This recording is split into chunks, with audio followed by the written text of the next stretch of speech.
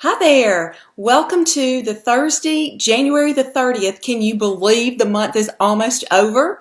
Episode of Needlepoint TV. I'm Ellen Johnson. I'm your host. I'm the founder of Serendipity Needleworks and of the Stitchers Club, and I'm delighted to be here with you this afternoon. We have all kinds of fun things to go over this afternoon as far as anchoring your thread is concerned. You can see I'm in a little bit different place than I usually am. My normal studio is under construction, I guess you could say. I have some workmen that have been working there this week, and they'll be finishing up tomorrow. So we've pivoted, and we're going to be coming to you from this location this afternoon. So it's a change of scenery for you. Do me a favor, if you would, and type into the comments box and let me know if you can see me okay and if you can hear me okay, because the tech is a little different this week. I've had to set things up a little bit differently. And also let me know where you're watching from, because it's always so much fun for me to see who's with me and where you are watching from. So, all right, got a thumbs up, so I'm guessing that you can see me and hear me okay. That is terrific. Okay, one thing I forgot to do, and that is I need my earbuds because I'm going to be sharing a video with you. So hang on a sec. Let me go get those, and I will be right back. And we'll give everybody just a minute or two to sign on with us. So I'll be right back. Hang on.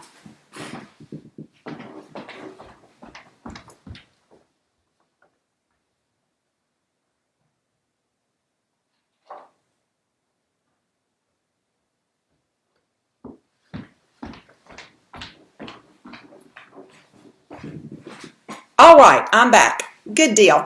I am so happy to be here with y'all. For those of you that are just joining, we are going to be going over different ways to anchor your thread today. And two of my all-time favorite ways to do that. There is a brand new blog post over on the Serendipity Needleworks website, and I'm going to share that with you really quickly. Let's see. Oh, Karen's with us, and she says everything is good, and Ellie, and oh boy, this is great. So I'm so happy. This is spot on. That's awesome. Okay, so I'm going to share my screen with you, and we're going to hop over to the Serendipity Needleworks website. And this is this week's blog post. The blog post this week is about anchoring your thread, and the two ways that I like to use most frequently, in addition to the way that my grandmother taught me how to do it, are the waist knot and the pin stitch. And if you've been a part of the Winter Wonderland workshop, I've mentioned that several times that I use a pin stitch to anchor my thread, particularly when I have a stitch that covers a lot of canvas threads. So think in terms of the Scotch stitch or the balloon stitch or some of those larger stitches that we used inside of the Winter Wonderland workshop. Now, of course, the first one I mentioned in the blog post this week is the waist knot. And I think a lot of people are familiar with the waist knot. I'll tell you what, let me do this. Let me stop sharing my screen and show you the belt that I'm working on for Dan. So let's see. Here's Dan's belt. And you can see, I don't know, well, you can see all my threads here because I've been using this to take pictures today to show y'all some different images from how to anchor your thread. But on this particular belt, I think you can probably see this is the word Land Shark. This is a belt, my son-in-law loves craft beer, and so this is a belt that has a bunch of different labels from different craft beers. So this one says Land Shark, and you can see here on this section, this is Flying Dog. I'm not a beer drinker, so I don't know these things. But all right, so Flying Dog. But there are I've already done the yellow here, but you can see there's some tight spots that I'm going to have to anchor a thread, and this is actually one of those. And let me share my screen again so I can show you. Let's see. There is where there's my waist knot. You can see that my waist knot is in line with where I need to be stitching, although that piece of thread is kind of covering up a little bit. But because what I did was I anchored my thread with the waist knot here, and then I began to stitch up the steps. And then I have already done, I think, what is that, 1, 2, 3, and I'm about to take my 4th stitch there. So anytime you use a waist knot, you want to make sure that your waist knot, particularly when you're working basket weave, you want to make sure that your thread is straight across from where you're going to start, because what you want to do is you want to anchor your thread on either a horizontal axis or a vertical axis when you're working in diagonal tent stitch. Now I know that seems counterintuitive, and it's something that we actually go into in greater detail inside Needlepoint Made Easy, which is a workshop, an online workshop that I have that talks about all different kinds of ways to anchor your thread. But the short story, or the short version, is you want to make sure that you anchor your thread and when you're either beginning a thread or when you're tying one off. When you're working in basket weave or diagonal tent, you want to always do that on a vertical or a horizontal axis. And then conversely, which is also counterintuitive, I think, when you're working in continental tent stitch, which is when you're working back and forth in horizontal rows or in vertical rows, then you want to tie off your thread or anchor it so that you're going to stitch over it on the diagonal. So anyway, that's just a couple of things to keep in mind. I'm not going to get into the whys right now, but just note that those are some things that are useful and helpful tips for you when you're anchoring your thread, either securing one to get started or tying one off. Now, Angie asked, what is the frame that I'm using while stitching the belt? This is a frame by Case Creations. Let me pop back over here and quit sharing the screen so you can see it. This is a Case Creations belt frame, and I love this. They also make one, I don't know if y'all are familiar with some of the longer pieces that are more like horizontal banners or bolster pillows. They also make a frame like that, like this. It's the same kind of construction, but it's taller, so the sidebars are taller so that you can get a wider or a taller piece on it. It's still going to scroll up like a belt would, but you've got longer scroll rods or scroll bars that you can attach your piece to. And this actually, you can get this one with shorter bars, but I like the longer bars personally. But anyway, that's the kind of belt frame I'm using. I love this frame. I used to hold them in hand, and actually when I'm traveling, I do that. I hold my belts in hand because this is too cumbersome to take on a plane. So I do it in the car, but if I'm flying and I want to take a belt with me, then I'll roll my my belt up, and then I'll secure it. I've been securing it with diaper pins, but thanks to a tip that we got from Robin Willingham, which I actually shared, I don't remember where. I think it's on the Facebook page. But anyway, a tip about using clips for quilter's clips to keep your rolled up pieces secure so that they don't come unrolled and create a problem for you. So be sure and look for that tip, and I'll try and make sure I get that posted over on Instagram too, so that you'll have two places you can find it. But anyway, that is the story about the frame.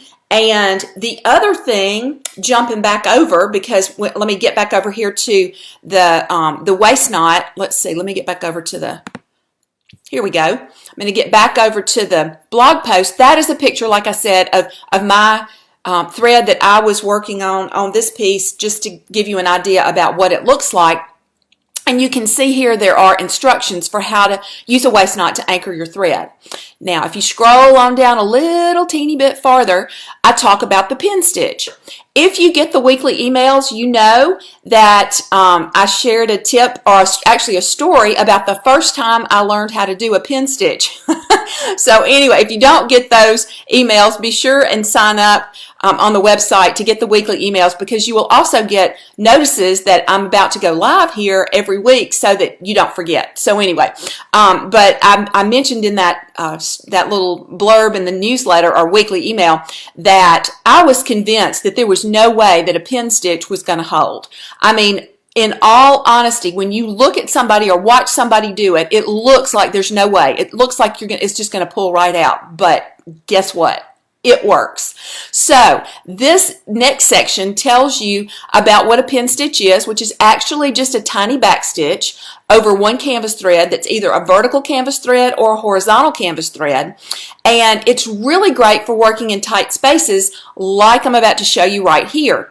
This is actually me in the process of doing these steps that are up here. So what you can see is the tail of the thread is on the front of the canvas, and I've actually come back up and I'm going into that same hole and piercing that thread so that I'm going to secure that thread over, in this case, a vertical canvas thread. I was securing this over one single vertical canvas thread. Now, it's really too hard to show you after, in a situation like this, especially because that thread is so dark. But I did want you to get the idea about just how tight of a space you can actually work in when you're doing a pin stitch. And then when you come back, you stitch over, and let me get back over here so you can see on my, hang on. Let me get back over here so you can see. Here we go. So you can see, well, I'm going to try.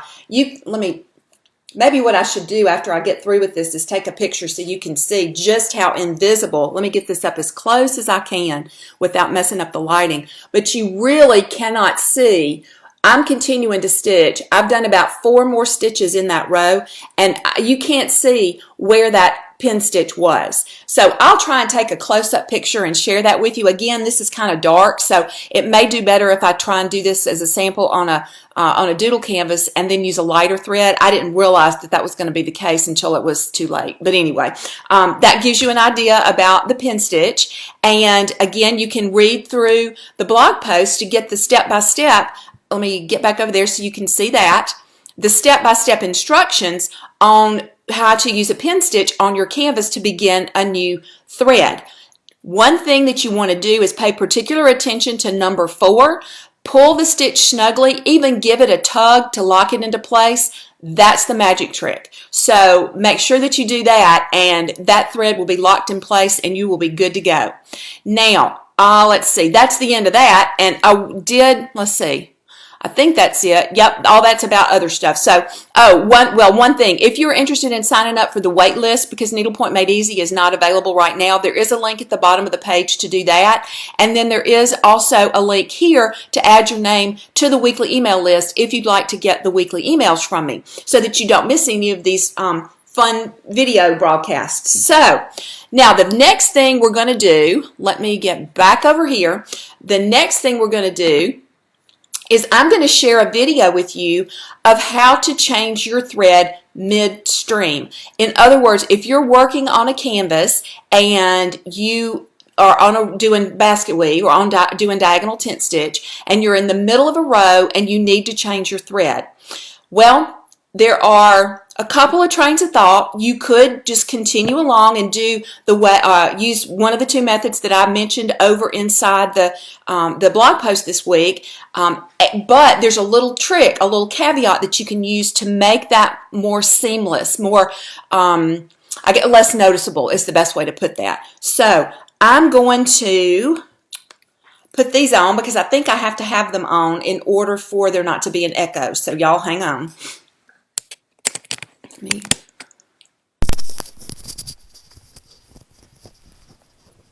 Okay, can you hear me? Can you still hear me okay? Somebody give me a thumbs up or a heart. Remember, I can't, it's a delay, so I don't want to dive into this before I'm sure that you can hear me okay. Okay. Yes, yay, thank you, Pam. All right, so good deal. So now what I'm going to do is I'm going to, thank y'all. Great. Lots of thumbs up. Thank you so much. All right, so I'm going to hop over here to this other page and I'm going to play this video. Now, I will tell you that if there is an issue with the echoes, you will be able to watch the recording of this over on the YouTube channel. So Serendipity Needleworks has a YouTube channel where the videos, the recordings of all the Needlepoint TV episodes are housed. I always go in and add closed captions and then I upload them. So it's a couple of days before that happens. But let's give this a try and keep your fingers crossed for me that this works, okay? So here we go.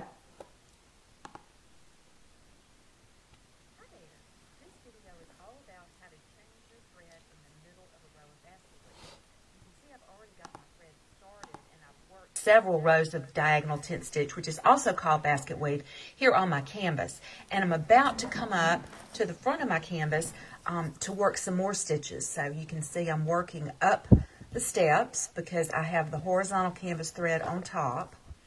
And when I'm working these stitches, I'm trying to be careful not to pierce the stitch that shares the hole with the stitch that I'm making. So, now this is where the trick comes in. If you're using the same color of thread on that row, a trick to make sure that you have a more seamless integration of your new thread is to actually skip 1 or 2 stitches in that row and then continue, so that when you come back with your new thread, you'll work in that new thread into those gaps. And I'll show you what I'm talking about here in just a sec. So we're going to pretend that this thread is actually tied off, and I have a different color to show you what I'm talking about. I'm going to use a pink thread, and I'm going to use a waist knot to anchor this thread in place. And we're going to hope that that doesn't get in my way. Let me move that over here and just see if I can get it out of the way a little bit better. There. Okay, so what I'm going to do is I'm going to go back in here, and I'm going to fill in those gaps with that thread. There we go. And then I'm going to pick back up where I left off with the last stitch and continue across my diagonal row with my new thread. And that, my friend, is how you change threads in the middle of a diagonal row of tent stitch or basket weave, which is what some people call it, and do that without creating extra lumps and bumps, and it makes for a really seamless transition from one thread to another. All right, now let me take these off, and I hope that you can hear me again. Everybody give me a thumbs up if you can hear me again, because I think you should be able to. That was a video, and I'm gonna wait just a sec just to make sure that everything's good, because I don't want to be talking and y'all can't hear me. Okay. Yay. Good deal. Thank you. Okay, so we're good to go again. So that is a way that you can change a thread mid-row, and it creates much less of a noticeable transition, I guess you could say. Another thing that I wanted to make sure that I pointed out to you, if you want to watch this video again, not only was this a good demonstration of how to change your thread in the middle of a row, but it was also a good demonstration of how to place your needle. You want to make sure when you're working in any kind of tent stitch, whether you're using half cross, basket weave, or diagonal tent, or continental, that when you bring your needle up and you're getting ready to go back down into the hole, if your needle is going into a hole where there is already thread present, you want to make sure that you don't split your stitches. You want to do your very dead level best not to split your stitches, because that is what can create, I won't say messy work, but it's not as even or smooth looking on the surface as it would be if you were to not split the stitches. And the key to that is to making sure that you take your needle, think of, let's see, let me do this. Let me share my screen one more time. Let's see, here we go. So if you look at the canvas holes, think of the canvas holes as a box. And if you take your needle into the bottom left-hand corner of the box, you can see here, let me see if I can see how that stitch has a little bitty bit of a hole, and so does this one. There's a little bitty bit of space there that you should be able to get your needle down into. What you want to do is you are aiming with the tip of your needle for that little gap that is there, created from the tension that you've created from pulling that previous stitch tautly against the surface of your canvas. So what you want to do, and let me see if I can explain this by talking to you face to face here. What you want to make sure that you're doing is you are pulling the thread tightly enough so that the stitch is actually sitting snugly on the surface of the canvas.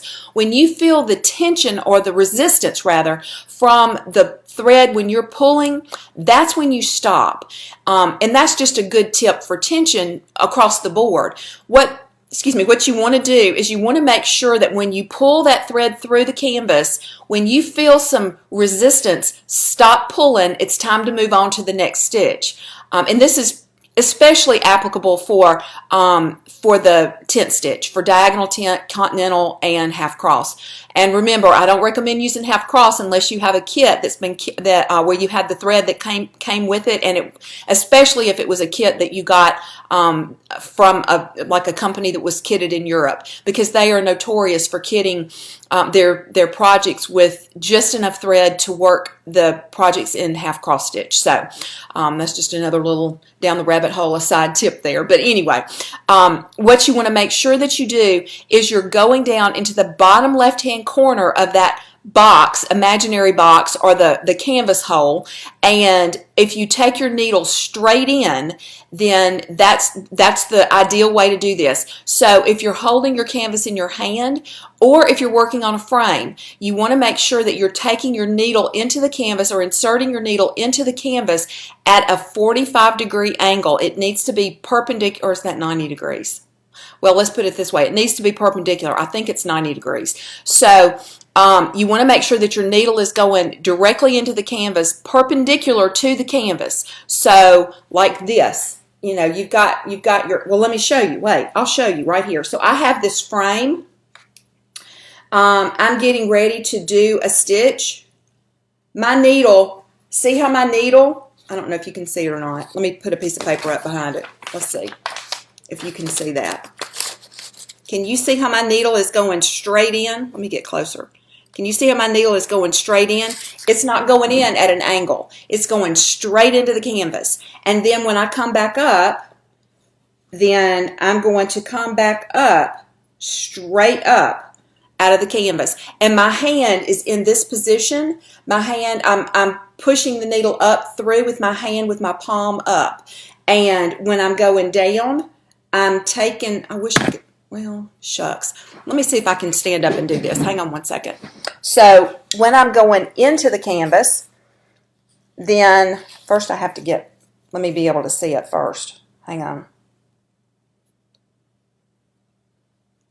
Okay, then you can see that my needle is going straight into the canvas. Again, I think this would be easier to see if it was on a lighter color, so I'll see if I can't do something about that and share that with you too. But anyway, that is the best way to make sure that you don't split your stitches. So let me scroll back really quickly through all of the comments and see if anybody had any questions, because I want to make sure that I answer those while we're here together.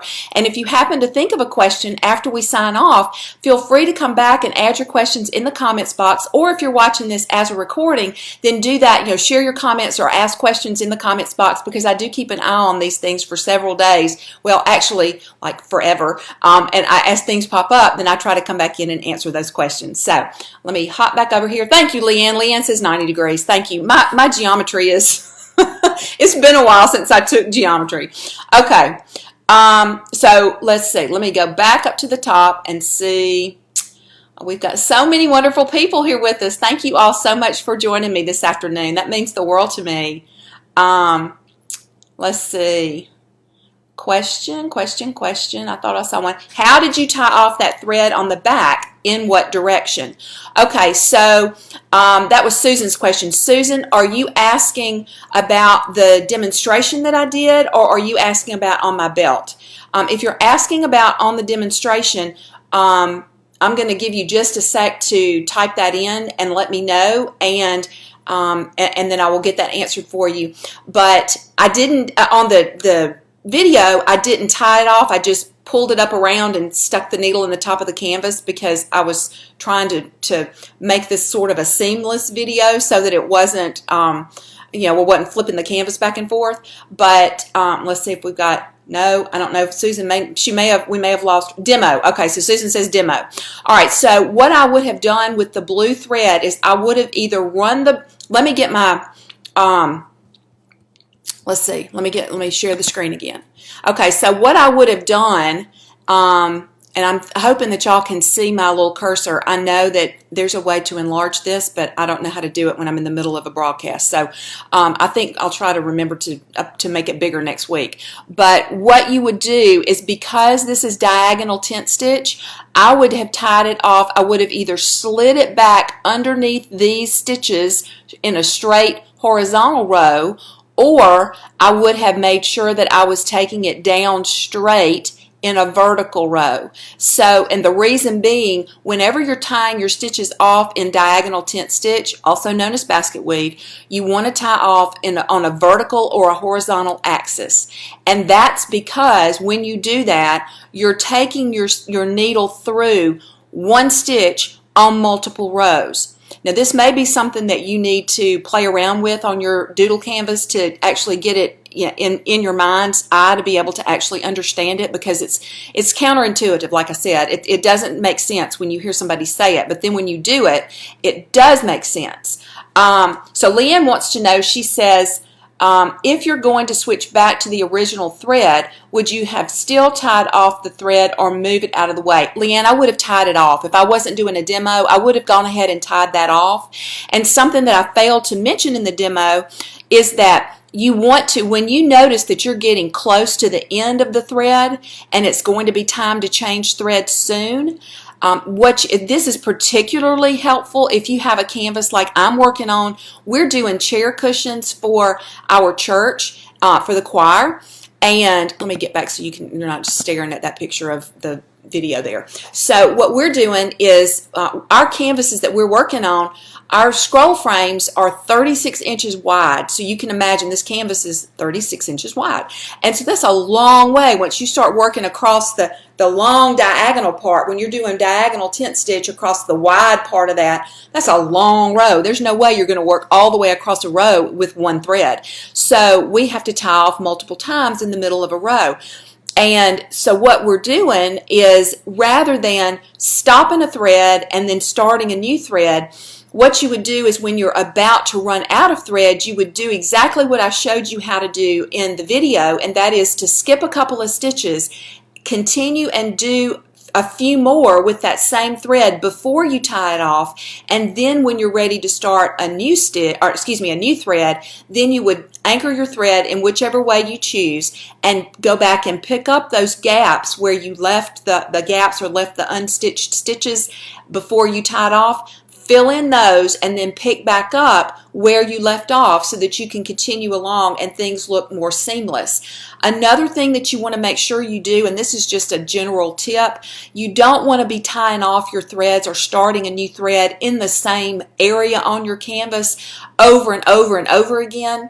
You want to make sure that you have those kind of scattered all over the piece, because if you don't, and this is especially true on a larger piece, if you don't, then you are going to create lumps and bumps on the back side of your canvas, and it is going to be more noticeable because they're all in one spot. So you want to kind of scatter those around.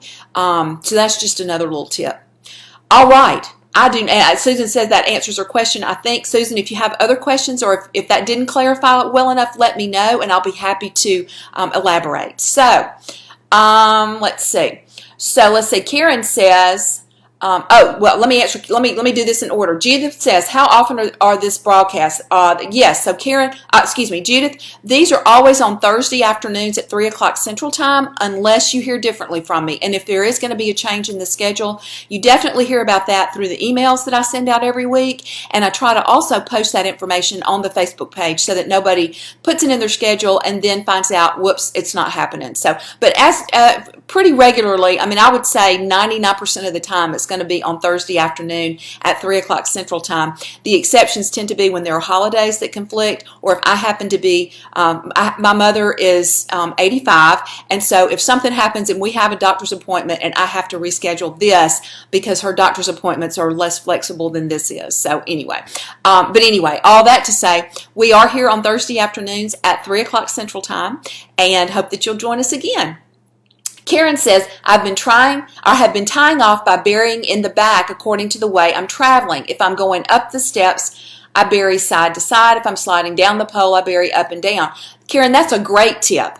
The main thing you have to make sure that you are doing is making sure that you're going through enough rows of stitches to truly anchor your thread. And that's all I'm going to say, because I'll confuse it if I say any more. But that is a terrific tip. Thank you for sharing that. I really do appreciate that. So that's wonderful. All right. Does anybody else have any questions? Because we are right at the 3:30 mark, and that timed out perfectly. I don't see anything popping up. I'm hoping that you enjoyed this, and I hope that you will join me again next week. We have all kinds of fun things happening next week, because next week kicks off National Embroidery Month, because February is national, and it may actually be even International Embroidery Month. So, and of course, you know, needlepoint is a form of embroidery, and so we're going to have all kinds of fun things happening in February. If you are a member of the Stitchers Club, remember we're going to be gathering inside the Stitchers Club Facebook group here in about 30 minutes, and we have 2 canvases we're going to talk about inside of Canvas Call.